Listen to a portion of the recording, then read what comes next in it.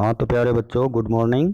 आज दिनांक 7 अक्टूबर 2020 आपको वर्कशीट नंबर 5 मिली है और आज 8वीं क्लास का जो चैप्टर आपका चल रहा है सूक्ष्म जीव, उसी का आगे का पार्ट है इसके अंदर। तो सबसे पहले आज आपको इसके अंदर सूक्ष्म जीवों के हानिकारक प्रभाव बताए गए हैं। तो आज का जो टॉपिक है वो क्या है? सूक्ष्म जीवों के हानिकारक प्रभाव, ये आज का टॉपिक है। ठीक है, तो इसमें सबसे पहले इसके जो जो हानिकारक प्रभाव हैं उनके बारे में हम चर्चा करते हैं। सबसे पहला, इसके कारण हमारे खाने के पदार्थ खराब हो जाते हैं। ये आपको यहाँ पर बताया गया है, अपने खाने पीने के जो पदार्थ हैं सूक्ष्म जीवों के संपर्क में आने पर वो खराब हो जाते हैं। दूसरा है जलाशयों का विनाश। जलाशयों का विनाश ये यहाँ पर बताया है। जलाशयों के विनाश का अर्थ क्या है कि जिन स्थानों पर जल भरा पड़ा है, तालाब हैं, नदियाँ हैं, उनके अंदर भी सूक्ष्म जीव उस जल को खराब कर सकते हैं। अगर वहाँ पर कोई जीव की मृत्यु होगी, मान लीजिए मछली मर गई है, तो मछली के ऊपर सूक्ष्म जीव अपनी वृद्धि करके वो जल में प्रदूषण भी फैला सकते हैं। तो सूक्ष्म जीव जलाशयों का भी विनाश कर सकते हैं। और उसमें एक शैवाल का वर्ड लिखा है इसमें, शैवाल। शैवाल को एक टाइप से काई बोलते हैं। तो शैवाल जब वहाँ वृद्धि कर जाएगा तो पानी के प्रवाह को भी वो रोक देता है। तो ये भी हमारे लिए एक नुकसानदायक चीज़ है। उसके अलावा सूक्ष्म जीव जो है कुछ बीमारियां भी फैलाते हैं, जैसे कि मलेरिया, टीबी, टाइफाइड, ये सूक्ष्म जीवों से होने वाले रोग हैं। इसके अलावा हमारे घर में रखे हुए कपड़े, कागज़ और चमड़े की वस्तुओं को भी सूक्ष्म जीव खराब कर सकते हैं। तुमने देखा होगा चमड़े के पदार्थों पर, या आपके जूते हैं या कोई कोट है, तो उस पर कई बार फंगस लग जाती है। सूक्ष्म जीवों के कारण ही ये आपके पदार्थ खराब होते हैं। या आपने रोटी के ऊपर देखा होगा कई बार उस पर वाइट से कलर की, क्रीम से कलर की एक लेयर आ जाती है, तो वो भी फफूंदी के कारण है, जो कि सूक्ष्म जीव है। उसके अलावा पौधों में होने वाले रोग इसमें बताए गए हैं। पौधों में इसने बताया है कि जो नींबू है उसमें कैंकर नाम का रोग, और गेहूं में रस्ट नाम की जो बीमारी है, ये सूक्ष्म जीवों के कारण है।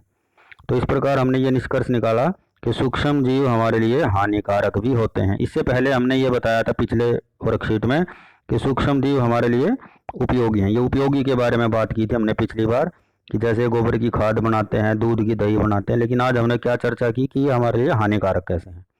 उसके अलावा ये रोग भी उत्पन्न करते हैं। तो जो रोग की हम बात करेंगे, ये ऐसे रोग हैं जो एक व्यक्ति से दूसरे व्यक्ति तक पहुंच सकते हैं। तो ऐसे रोगों को हम संचरणीय रोग कहते हैं। क्या कहते हैं? संचरणीय रोग। जो एक जीव से दूसरे जीव तक पहुंचे उन्हें हम क्या कहेंगे? संचरणीय रोग। तो इसमें आपको ये बताया है कि ऐसे सूक्ष्म जीव जो रोग उत्पन्न करते हैं, ऐसे सूक्ष्म जीव का एक अलग से भी नाम रख दिया। वो क्या रख दिया हमने? रोगाणु। तो रोगाणु किसे कहते हैं? ऐसे सूक्ष्म जीव जो रोग उत्पन्न करते हैं। और ये रोग एक संक्रमित व्यक्ति से, यानी कि जिसको इन्फेक्शन है, उससे एक स्वस्थ आदमी में चले जाते हैं। कैसे जाते हैं? दूषित हवा के द्वारा, ये यहाँ लास्ट लाइन में लिखा है, दूषित रक्त के द्वारा, हवा के द्वारा, दूषित पानी के द्वारा, दूषित भोजन के द्वारा, या अगर आप बीमारी वाले के सीधे संपर्क में भी अगर आप आ जाते हो, जैसे आजकल आपको कोरोना का ही पता है, यदि आप उसके संपर्क में आ जाते हो तो वहाँ से सूक्ष्म जीव हमारे पास पहुँच के हम भी बीमार हो सकते हैं।